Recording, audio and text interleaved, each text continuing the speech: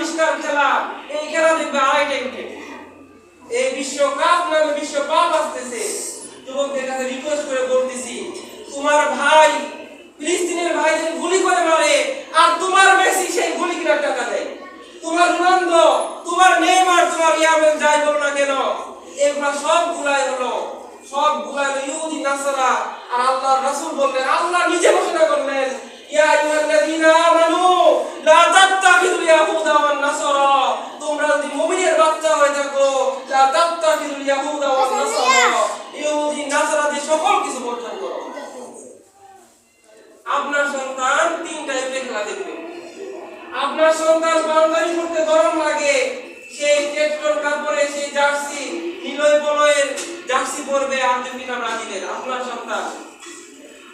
সন্তান ফিলিস্তিনের ভাইদের গুলি করে হত্যা করে যে মেসির টাকায়, যে নেইমারের টাকায়, যে রোনালদোর টাকায় ফিলিস্তিনের মুসলমানদের ভাইদের গুলি চলে, সেই দল সাপোর্ট করবে।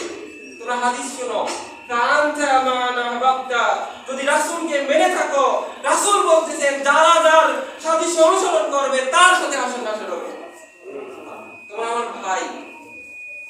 তোমরা আমার ভাই মুসলমানের ঘরের সন্তান, আর তোমরা আর্জেন্টিনা ব্রাজিলে বিশ্বকাপ শুরু হবে, দেখবে যে মানে তাদের উল্লাস উন্মাদনা, কিন্তু তারা সবচেয়ে বড় বেহুদা কাজ করে।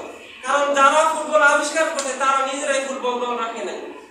বিশ্বকাপে যারা ফুটবল আবিষ্কার করছে তারা জন্য দাজ্জালের একটা হুকুম বাস্তবায়ন করতেছে, আর আমার মুসলমান ভাইরা সেই দাজ্জালকে রব মেনে তার খেলা দেখতেছে।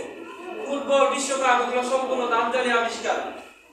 এজন্য বিশ্বকাপ নামক বিশ্বকাপ থেকে